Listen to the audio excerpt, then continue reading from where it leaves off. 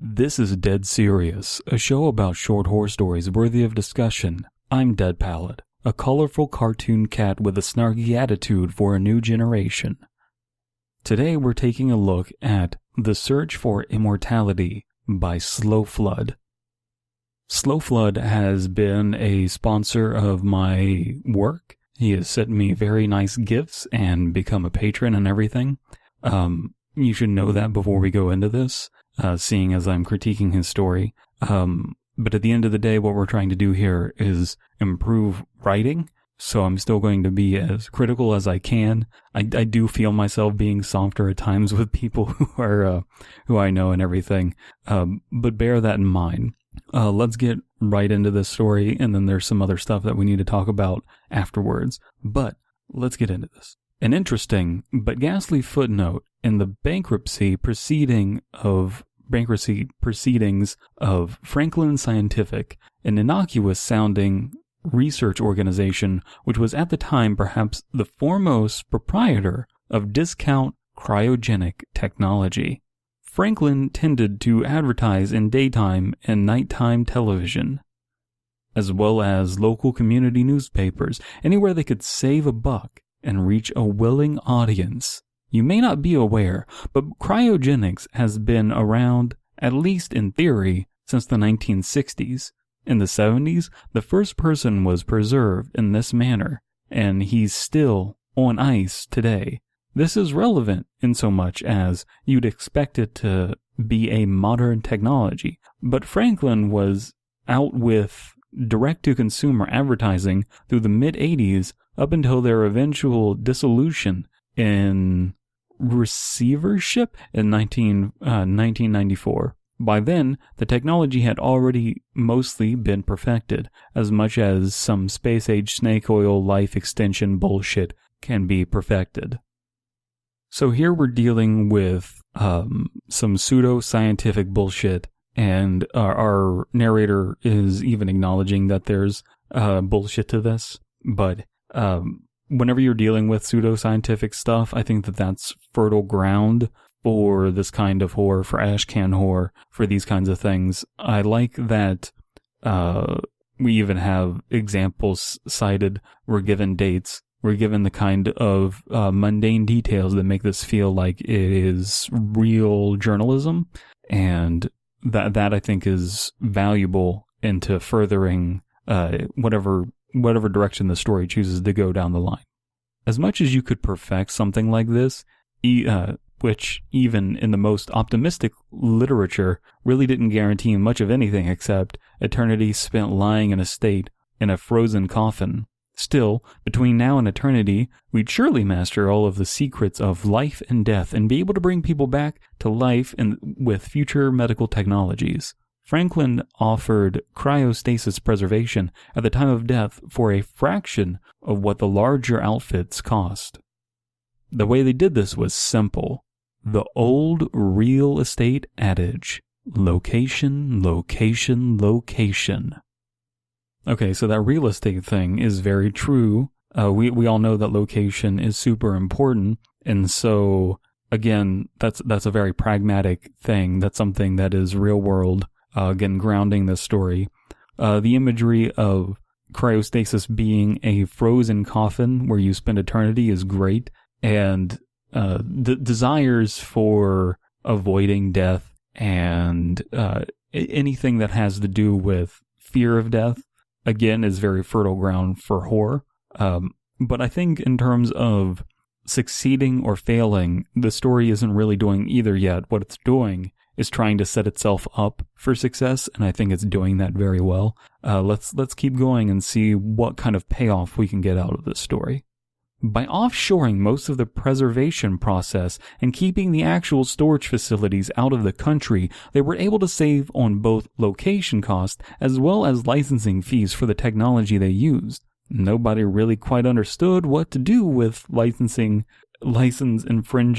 infringement which was going on in international waters.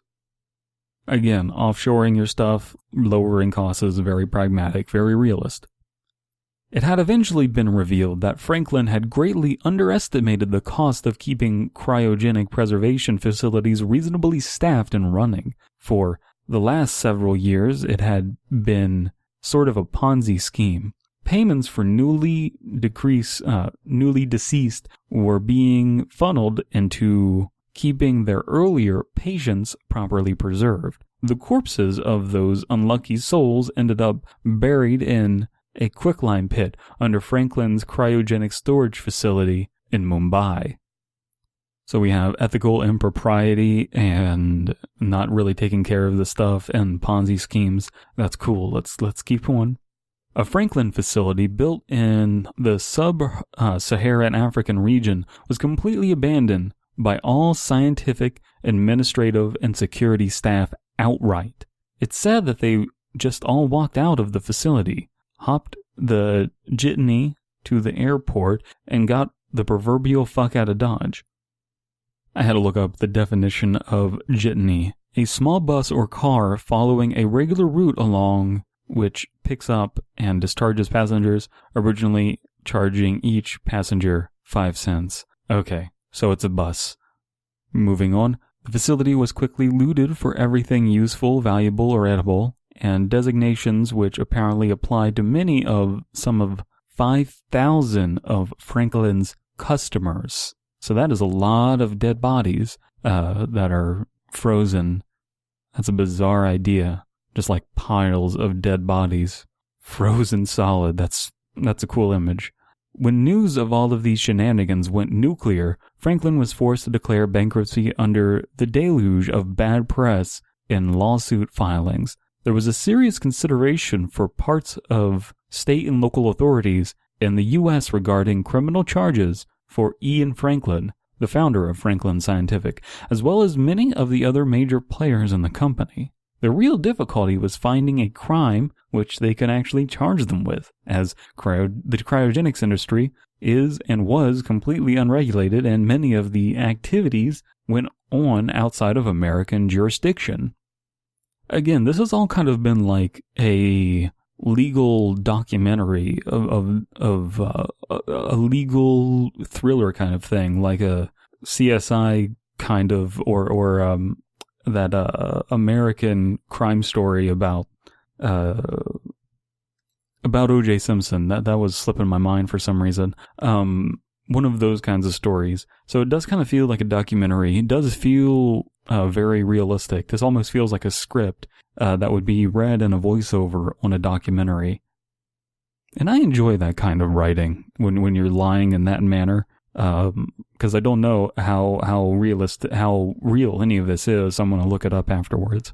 During the period of time, Ian Franklin had apparently gone absolutely unhinged. Privately and publicly, he claimed that he had indeed unlocked all the secrets which would bring his customers back to life and perfect health. Back to life and perfect health. I think it should be in perfect health. The revelation, which he intended to display shortly after the press conference in Delaware, would completely turn his fortunes around. All remaining ad spots Franklin had purchased nationwide were quickly revised to promote this conference. As could be expected, the New Hampshire conference was the media's circus, which was well attended. Members of the cryogenic community, potential customers, curious onlookers, hoping to see a spectacle, and even a sizable contingent of angry protesters whose loved ones' remains had been bungled were in attendance. And I bet they were very angry. Let me tell you, people get really bent out of shape when you mess with people's dead bodies. I know from personal experience. Anyway, what they saw was a clearly drunk Ian Franklin who stunk heavily of formalin and, with an assistant, was pulling a weekend at Bernie's routine with the recently deceased corpse. Folks, he's still getting used to walking, having just been brought back to life. shouted Ian over the increasingly noisy crowd, as if to explain why he's holding a corpse across his shoulders like he was trying to help a drunk walk out of a bar. So Googling formalin, it's formaldehyde. That's all you need to know. And if you don't know what formaldehyde is, fuck you. So now we're getting to the payoff of the story, which is, Weekend and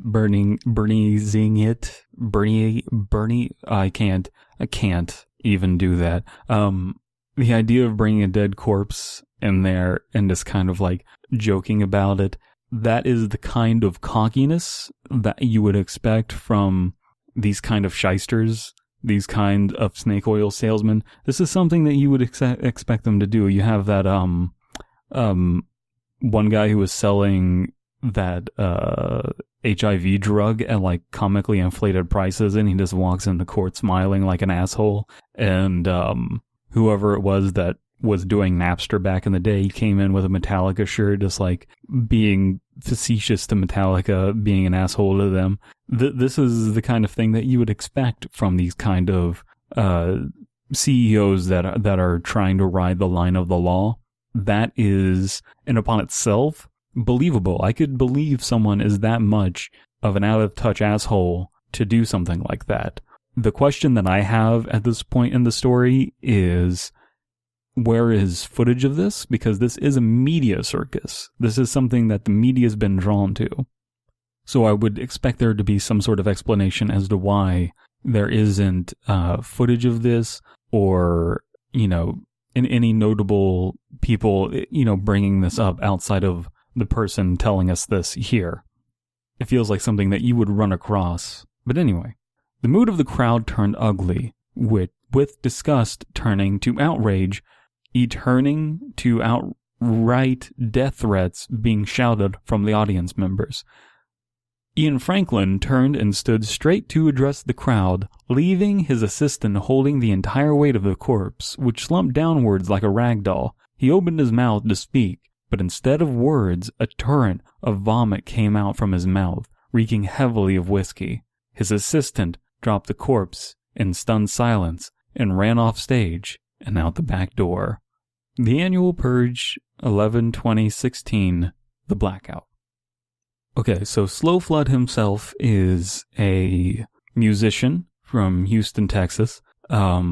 He started supporting me when he saw my stuff and saw the Patreon video that I made that didn't even say it was a Patreon video until near the end, and the kind of propagandizing that I did.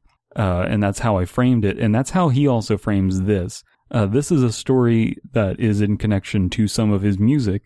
He does what he calls witch house kind of music. It's hard to describe. It's the only thing I've ever heard that's like this, so I'm not really qualified to talk about it much. I'm also pretty musically illiterate outside of hip-hop, and there all I care about is the words. I'm not good at vocalizing, at speaking about music. But this is in relation to some of his music, and he calls this propaganda. And so he has the same sort of mindset that I do of developing a branding around what it is that you're doing, and even being blunt about it by calling it propaganda. And I really like that and admire that in other artists as well. I love the story. I love what it's attempting to do. I love what it's exceeding at doing. And I like the way that it ends. It kind of ends on a denouement. It has an arc. It goes down. And the story doesn't end on a low note or a high note. It just kind of trickles out of like, Ian Franklin threw up, and then it was all over, and his assistant went running out. What else do you need? You don't need the story to continue on past that. That's a perfect place to end the story. Doing a quick Google search, the cryogenics thing with Ian Fleming seems to be made up. I believe this whole story is made whole cloth, just not a real thing. But it's very believably written to my taste. The only nitpick is where is the media stuff. Outside of that, I think it's a solid story. Again, I want to be perfectly transparent with my sponsorships, that I am sponsored by Slow Flood. Slow Flood is all one word and it's all lowercase. You can read the story on his site, which is linked below. You should be reading along as I'm saying these things, hopefully, ideally, maybe. And I do enjoy his work. Give him a look if you are interested in the stuff that we just read here. Let's get into our sponsor of the day. Today's sponsor was Tesco. Tesco London Dry Gin. Don't trust that Gordon's knockoff.